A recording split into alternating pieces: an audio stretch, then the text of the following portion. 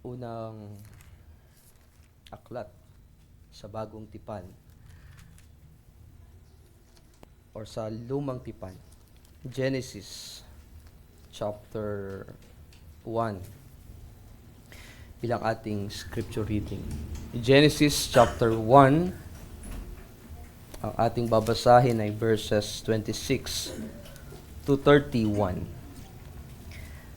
At tayo mag-i-skip. Babasahin natin ang chapter 3 verses 1 to 7 upang maipakita ang pinagbatayan ng ating Lord's Day na pag-aaralan. Genesis chapter 1 verses 26 to 31, ganito ang sabi: Sinabi ng Diyos, lalangin natin ang tao sa ating larawan, ayon sa ating wangis, at magkaroon sila ng pamamahala sa mga isda sa dagat, sa mga ibon sa himpapawid, sa mga hayop, sa buong lupa, at sa bawat gumagapang sa ibabaw ng lupa.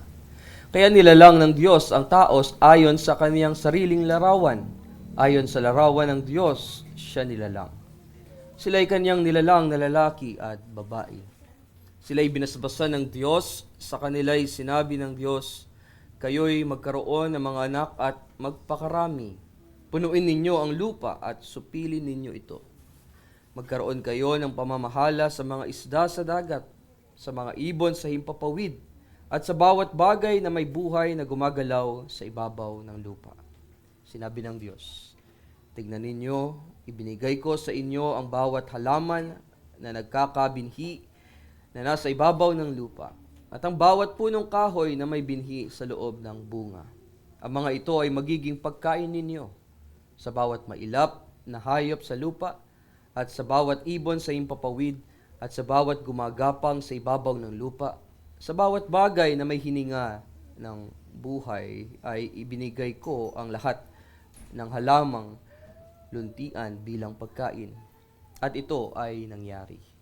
Nakita ng Diyos ang lahat ng kanyang nilikha at ito ay napakabuti. Nagkaroon ng gabi at nagkaroon ng umaga ng ika-6 na araw. Skip tayo, punta tayo sa chapter 3, Genesis chapter 3, verses 1 to 7. Ang ahas nga ay higit na tuso kaysa alinmang sa mga mailap na hayop sa parang na nilikha ng Panginoong Diyos. Sinabi niya sa babae, sinabi ba ng Diyos, huwag ninyong kakainin ng mula sa alinmang punong kahoy sa halamanan? At sinabi ng babae sa ahas, makakakain namin ang bunga ng mga punong kahoy sa halamanan. Subalit sinabi ng Diyos, huwag ninyong kakainin ang bunga ng punong kahoy na nasa gitna ng halamanan. Huwag din ninyo itong hihipuin, kundi kayo'y mamamatay. Subalit sinabi ng ahas sa babae, tiyak na hindi kayo mamamatay. Sapagkat nalalaman ng Diyos na kapag kayo'y kumain noon ay mabubuksan ang inyong mga mata, at kayo'y magiging kagaya ng Diyos na nakakakilala ng mabuti at masama. Kaya nang makita ng babae na ang bunga ng punong kahoy ay mabuting kainin, nakakalugod sa paningin na dapat nasain upang maging matalino, siya ay pumitas ng bunga nito at kinain ito. At binigyan din niya ang kanyang asawa, nakasama niya, at siya'y kumain.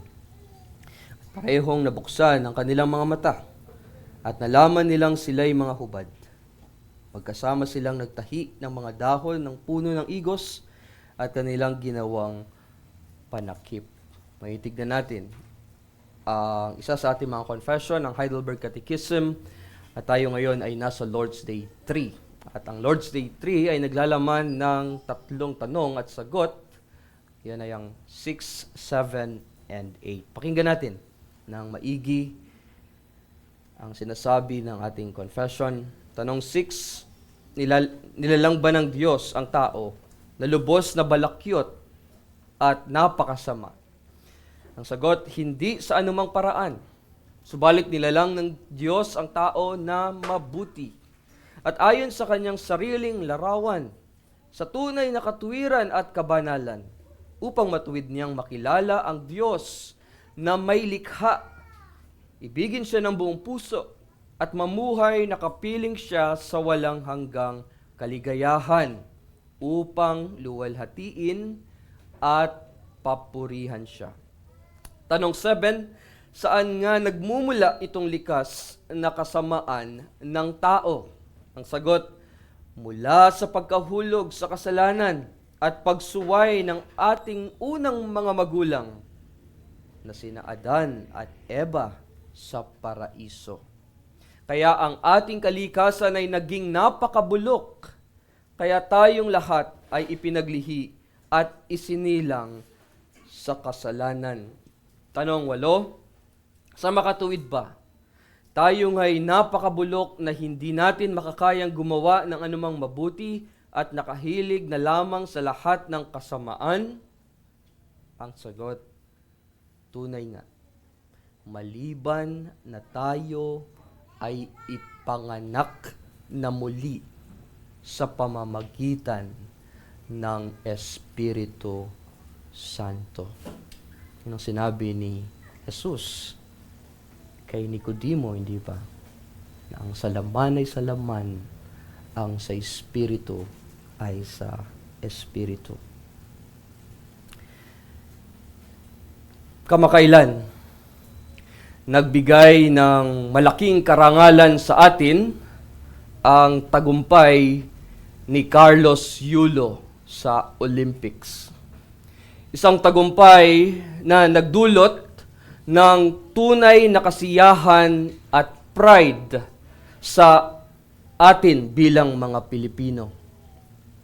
Marami sa mga Pilipino ang sumubok mag-gymnastics sa loob ng kanilang tahanan, na ginagaya ang kanyang mga galaw dahil nalaman nila ang laki ng nakuha o ang incentive na natanggap niya. Na nagkukumahog ang iba na mag-split at mag-cartwheel, na nagbabaka sakali na maging Olympic gymnast din sila at makakuha ng gantimpala.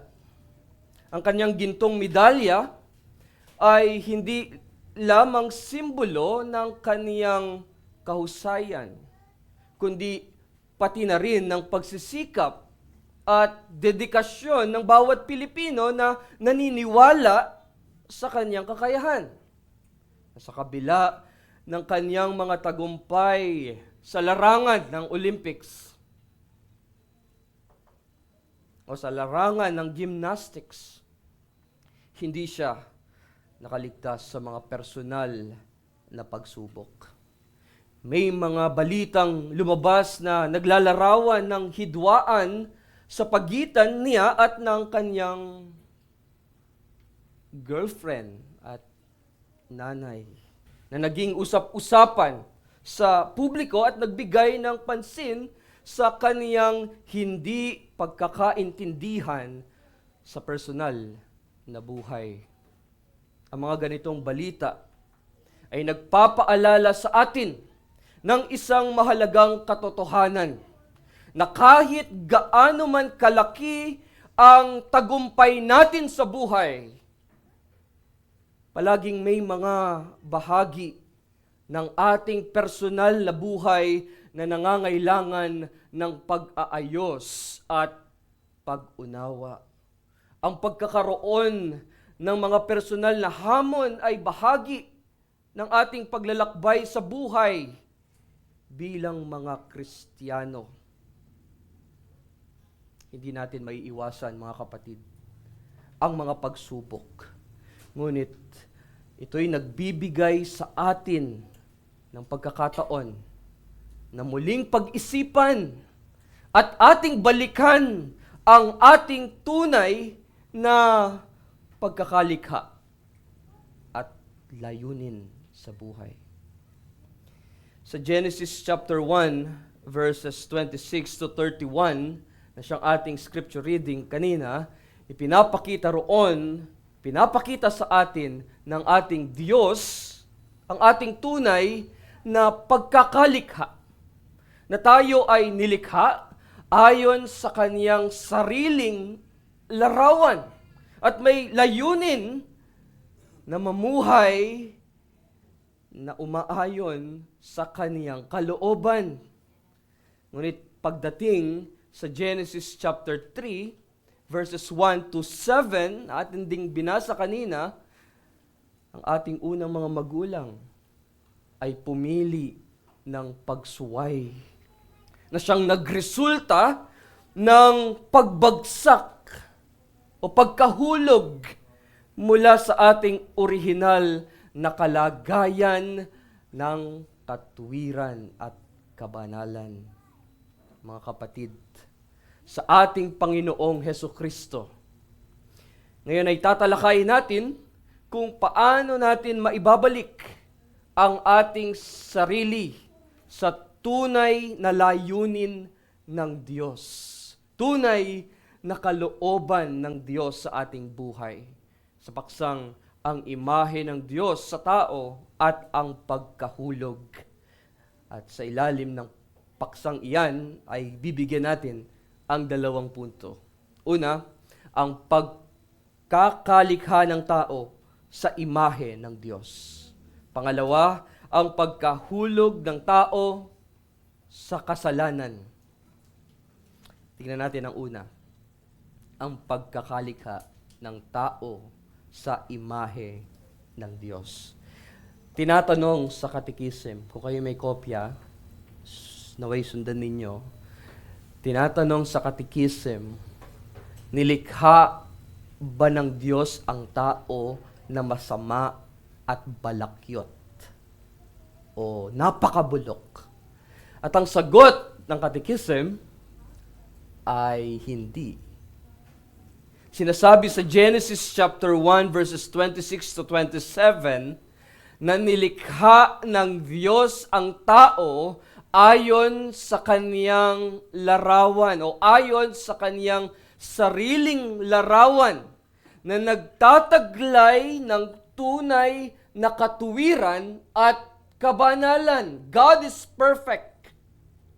Therefore, ang pagkalalang niya sa atin ay perfect. Sa pagtalakay natin sa paglikha ng tao sa imahe ng Diyos, dito'y mahalaga ring masuri natin ang maling aral o maling pananaw na maaaring sa atin ay magdulot ng kalituhan o ng maling paniniwala. At isa sa mga pangunahing maling pananaw ay ang Gnosticism. Ang Gnosticism ay nagtuturo na ang pisikal na mundo kasama ang katawan ng tao, sinasabi nila ay masama. At ang espiritual na aspeto lamang ang siyang mabuti. So, yung physical body is evil, and the spiritual is good. Ayon sa ganitong paniniwala, ang paglikha ng tao sa pisikal na anyo ay isang pagkakamali ayon sa kanila. At ang tunay na kaligtasan ay makakamtan sa pamamagitan ng pagkaalam ng lihim na kaalaman na magpapalaya sa atin mula sa pisikal na mundo. Alam niyo kung kanino nag-ugat iyon? Ang ideyang ganito ay pinauso ni Simon Magus. Isa sa mga unang kilalang tagapagtatag ng Gnosticism. At isang sinasabing manggagamot na nagkaroon ng kaalaman sa lihim na kaalaman at sinasabing may mga supernatural na kapangyarihan. Ngayon, paano tayo tutugon kung tayo ay nakakita o nakarinig o nakasalamuha ng tao na mayroong ganitong paniniwala? At ayon sa Heidelberg Catechism, O on the other side, ang ating confession, batay sa Genesis chapter 1, verses 26 to 27, ay malinaw na itinuturo na nilikha ng Diyos ang tao na ano? Hindi masama. O nakulang, masama yung pisikal at yung espiritual ay mabuti. Kundi ang sinabi, malinaw na itinuturo na nilikha ng Diyos ang tao na mabuti sa kaniyang sariling larawan. So, ang ibig sabihin nun, kasama ang pisikal na anyo, kasama ang espiritual na aspeto. So, mabuti ang pisikal at espiritual na aspeto. So, ang doktrinang ito, yung ating confession, ang gamit ng confession ay upang iwasto, itama ang maling katuruan o ang maling aral ng Gnosticism. Na sa pamamagitan ng pagbigay ng pagbigay diin na ang pisikal na kalikasan ng tao ay bahagi ng orihinal na plano ng Diyos. At ito ay nilikha sa kalagayan ng tunay na katuwiran at tunay na kabanalan. Ngayon, narito ang isang kilalang quote sa isang theologian o masasabi nating isang reformer, at ito ay si Tertullian, na kauna-unahang tumutol sa paniniwalang Gnosticism. At nais kong i-quote ang sabi niya tungkol sa mga Gnostic. It seems that the Gnostics use some passages of the Holy Scriptures to support their erroneous doctrines, but their own teachings do not align with the true teachings of the Bible. Sinasabi ng Heidelberg Catechism, Lord's Day 3, Question and Answers. Nilikha tayo ng Diyos. Kung nasusundan ninyo yung Question and Answer 6, nilikha tayo ng Diyos ayon sa kanyang sariling larawan. And hindi doon nagtatapos. Nilikha tayo ng Diyos ayon sa kanyang sariling larawan para sa isang tiyak na layunin. Mayroong purpose. Kaya kanya nilikha. Merong purpose, kaya ka lumitaw na buhay. At ang purpose na iyon, sabi ng Catechism, ang una nga roon ay sinabi, upang matuwid na makilala ang Diyos na may likha. Yun ang una.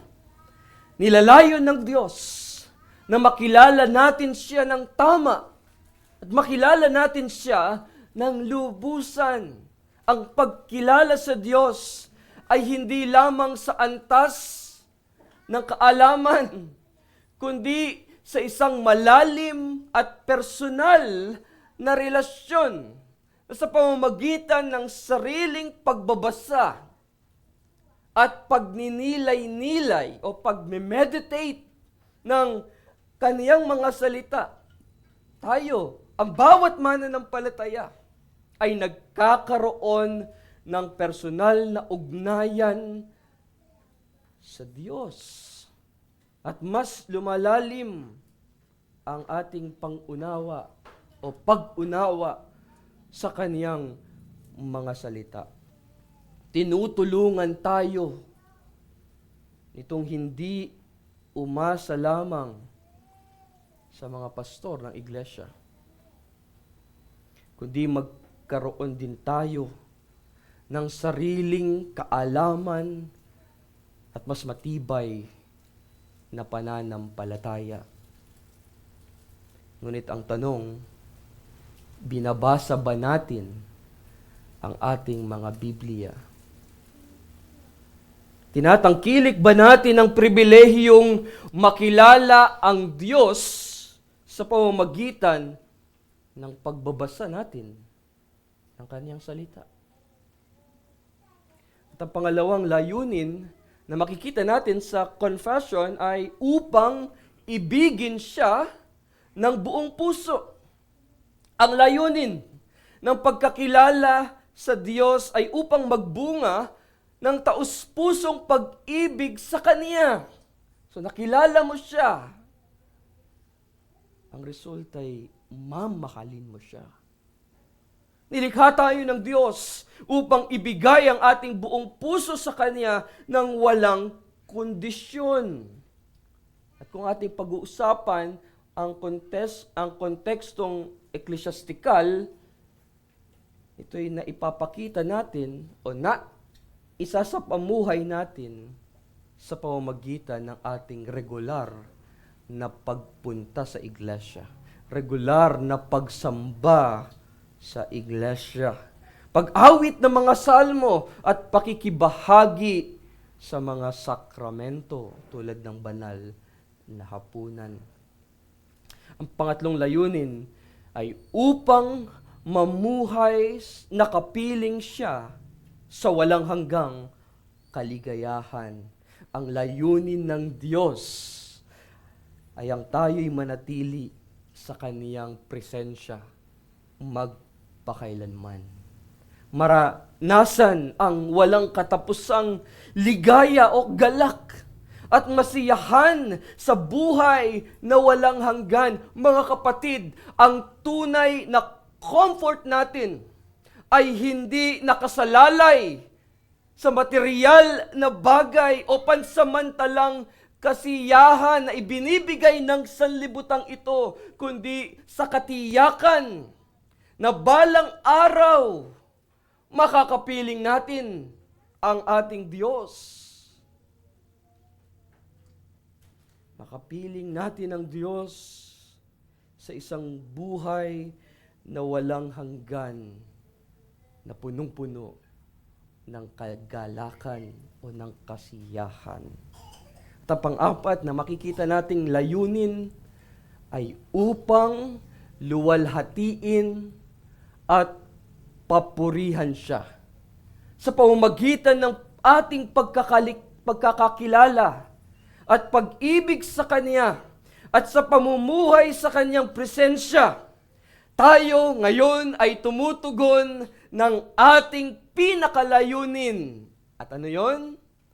Ang magbigay ng kaluwalhatian sa Diyos at itataas natin ang Kanyang dakilang pangalan. Subalit, ang pagkahulog ng tao sa kasalanan ay labis na nagpabago sa orihinal na layunin sa kanyang paglikha. Sa Reformed Theology, pinapaliwanag na ang Diyos ay soberano at may kontrol sa lahat ng bagay. Ngunit ang kasalanan ay resulta ng malayang pagpili ng mga nilikha niya. Ginagamit ng Diyos ang kasalanan para sa kanyang mabuting layunin at plano. Ngunit hindi siya, tandaan natin, ang may akda ng kasalanan.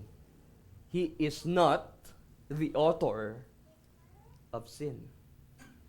Dahil sa kasalanan, ang tao ay nahiwalay sa Diyos. At ang kanyang kalikasan ay naging mahina at tiwali. Ang pagbagsak na ito ay malalim na nakaapekto sa kakayahan ngayon ng tao na tuparin ang mabuting layunin ng Diyos, ang mga kalooban ng Diyos. At yun nga, ang makapiling siya magpakailanman at maranasan ng walang hanggang kaligayahan sa kaniyang presensya. Ngayon, tignan natin ang pangalawang punto, ang pagkahulog ng tao sa kasalanan. Balik tayo sa confession. Tinatanong ng catechism, saan nagmumula itong likas na kasamaan ng tao? At ang sagot ng catechism, nagmula sa pagkahulog ng ating unang mga magulang. Sino sila? Sina Adan at Eva sa paraiso, sa hardin ng Eden. Ang mahalagang pangyayaring ito sa Genesis chapter 3, verses 1 to 6, ay nagdala ng kasalanan sa mundo na nagbago sa kalikasan ng sangkatauhan. At ang tinutukoy natin doon ay ang Romans chapter 5, verse 12. At yun ang totoo. Yun ang totoo. Sinasabi ng salita ng Diyos. Kaya kung paanong sa pamamagitan ng isang tao ay pumasok ang kasalanan sa sanlibutan. At sa pamamagitan ng kasalanan ay ang kamatayan. Kaya dumating sa lahat ng tao ang kamatayan sapagkat ang lahat ay nagkasala. So bakit mamamatay ang tao? Dahil sa kasalanan. Yun ang sinasabi ng Romans 6 verse 23, hindi ba? For the wages of sin is death.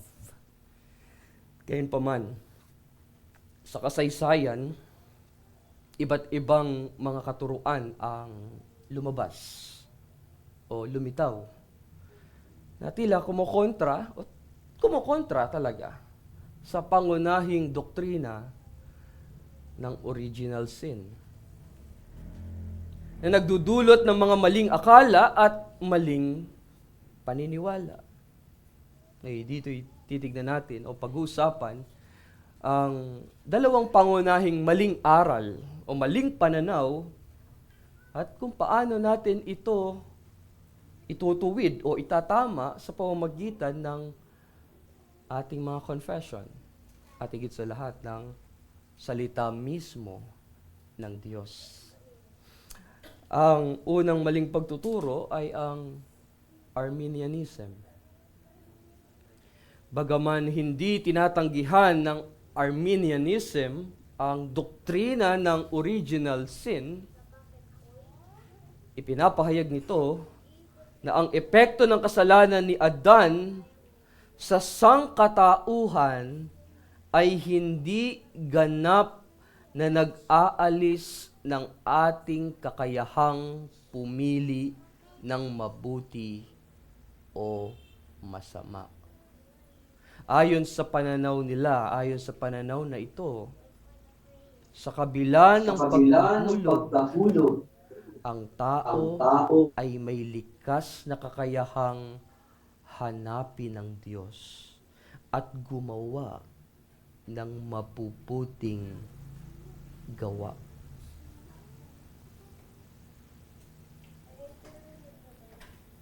Kaya nga minsan kapag may nakaharap ka na Arminian at tinanong mo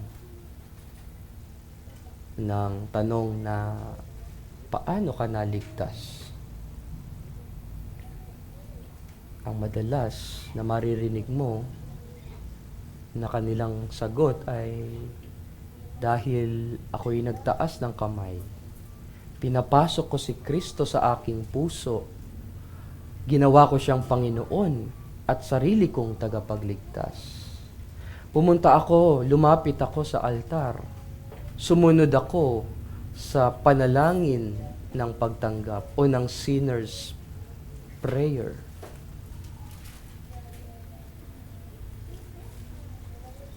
Gayunpaman, ang kasulatan at ang mga Reformed confessions ay mariing tinututulan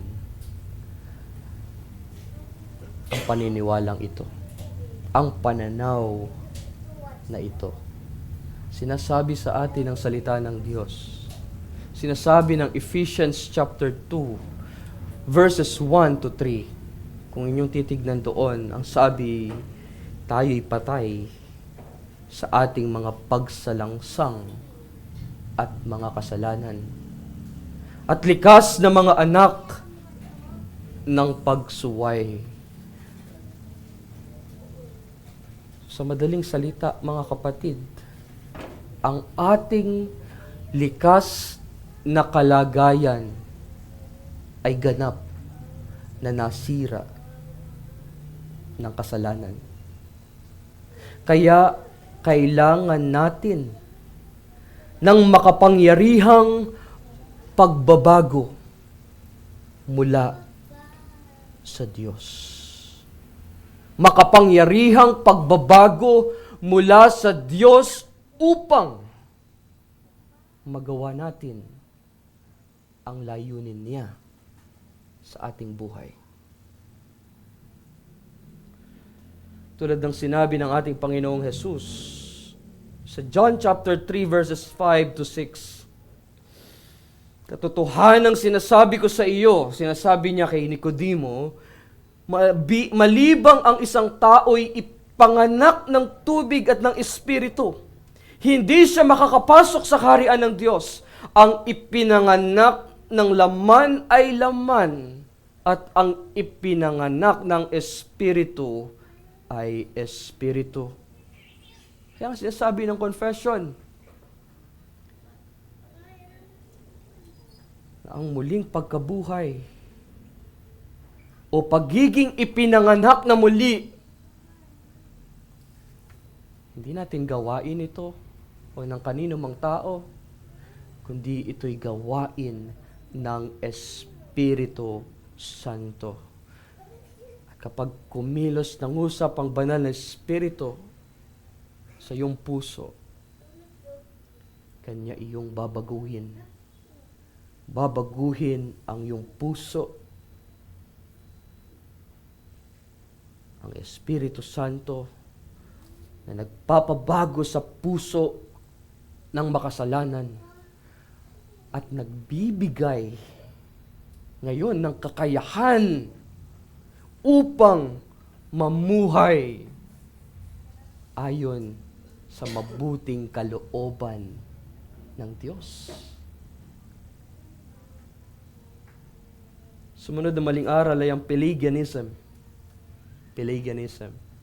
Ayon sa kanila, ang kasalanan ni Adan ay walang epekto sa moral na kalagayan ng kanyang mga sumunod na lahi. Kaya ang bawat tao ay ipinanganak na may kakayahang pumili ng mabuti o masama nang walang impluwensya mula sa kasalanan ni Adan. Yung katwiran nila, kasalanan niya yun. Ako hindi ko naman ginawa yun eh. Hindi ko kasalanan, wala akong kinalaman diyan. Paniniwalang ito ay direktang sumasalungat sa sinasabi ng salita ng Diyos. Sabi ng Romans chapter 5 verse 18 to 19, Romans 5 verse 18 to 19, na nagsasabing sa pamamagitan ng pagsuway ng isang tao, ang lahat ay nagkasala.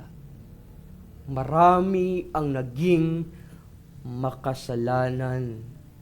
Binabaliwala ng pananaw ng Pelagianism ang pangangailangan ng biyaya para sa kaligtasan na nagpapahiwatig na maaaring makamit ng tao ang katwiran sa kanyang sariling kakayahan. Subalit, malinaw na sa atin ay tinuturo ng Biblia Maliwanag na tinuturo ng ating mga Reformed confessions na ang lahat ay nagkasala at hindi nakakaabot sa kaluwalhatian ng Diyos. Romans 3, verse 23. Sinasabi ng salita ng Diyos na sa biyaya, tayo'y naligtas sa pamamagitan ng pananampalataya. Hindi sa pamamagitan ng ating mga mabubuting gawa upang tayo ay magmayabang o magmapuri. Ang pananampalataya ay kaloob, regalo, biyaya sa atin ng Diyos. At wala tayong ambag sa kaligtasang natamo natin mula sa Diyos. So habang nire-review natin ang mga maling pananaw o pagtuturo o aral na ito, ipinapaalala ngayon sa atin ang kahalagahan ng doktrinang original sin. Ang mga confession ng pananampalatayang reform na nakaugat sa banal na kasulatan ay nagsisilbing tapat na gabay sa pag-unawa sa ating makasalanang kalagayan at sa malaki at tiyak na pangangailangan natin kay Kristo. Tiyak na pangangailangan natin sa ating tapat na tagapagligtas at tanging sa pamamagitan lamang ni Kristo tayo naligtas. Tanging sa pamamagitan, mga kapatid, ng pagkilala sa ating ganap na pagkabulok, ganap na masama, at pagtitiwala sa sakripisyo na ginawa ng ating Panginoong Hesukristo, ay makakamtan natin ang tunay na pagtubos.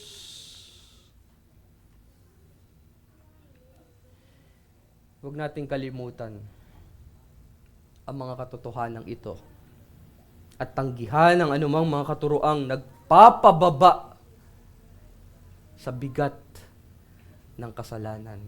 At sa mga susunod na pag-aaral natin, titignan natin gaano ba kabigat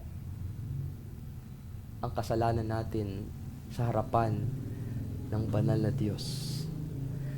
At huwag din natin kalilimutan, although mabigat ang kasalanan, huwag din natin kalilimutan ang makapangyarihang biyaya ng Diyos sa iyong sa kanyang pagliligtas sa iyo at sa akin. Mga kapatid, huwag tayong manatiling walang kibo sa harap ng mga katotohanan ito. Naway magsilbing hamon sa atin itong ating napag-aralan, na upang tayo'y makapagpatuloy na lumago sa pananampalataya, na tayo ay magsisi sa ating mga kasalanan, maraming kasalanan sa harapan ng Diyos, at patuloy tayong sumunod sa ating Panginoong Hesukristo. Yan ang hamon sa atin ng sermon na ito. Ang ating Diyos ay tumatawag sa atin at nagsasabi sa iyo ngayon na maging tunay na larawan ka ng Diyos, ng kanyang kabanalan, ng kanyang katuwiran at kabanalan. Naway magampanan natin ang mataas na call, mataas na tawag ng Diyos sa atin na ito. At tanging sa biyaya niya lamang atin itong magagawa. Tanging sa biyaya ng Diyos sa pamamagitan ni Hesukristo na magbibigay ng lakas, sapat na lakas sa iyo, sa akin, na siyang ating Panginoon. Siyang ating tapat na tagapagligtas. Amen. Tayo manalangin sa Diyos. Aming Ama na makapangyarihan sa lahat, salamat dahil muli mong ipinaalala sa amin ang aming likas na katayuan sa iyong harapan. Kami ganap na masama na iyong ibinalik sa tamang relasyon sa iyo. Kami na isilang na muli sa Espiritu. Ito pala ang iyong layunin, na kami makapamuhay ng matuwid at ng may kabanalan. Pinakalayunin ay bigyan ka namin ng kalwalatian, ng karangalan at ng papuri. Itaas ang iyong dakilang pangalan. Nawa ang mga salitang ito na aming narinig ay aming maingatan sa tulong at biyaya po ninyo. Aming maisapamuhay ang iyong mga salita. Tulungan nyo kami. Kami mahina at walang magagawa sa aming sarili kung wala ang iyong biyaya sa amin. Kami palakasin mo at patuloy na gamitin, may makapaglingkod ng may katapatan sa iyo. Alang-alang sa aming Panginoon at tagapagligtas na si Jesucristo, ito ang aming dalangin. Amen.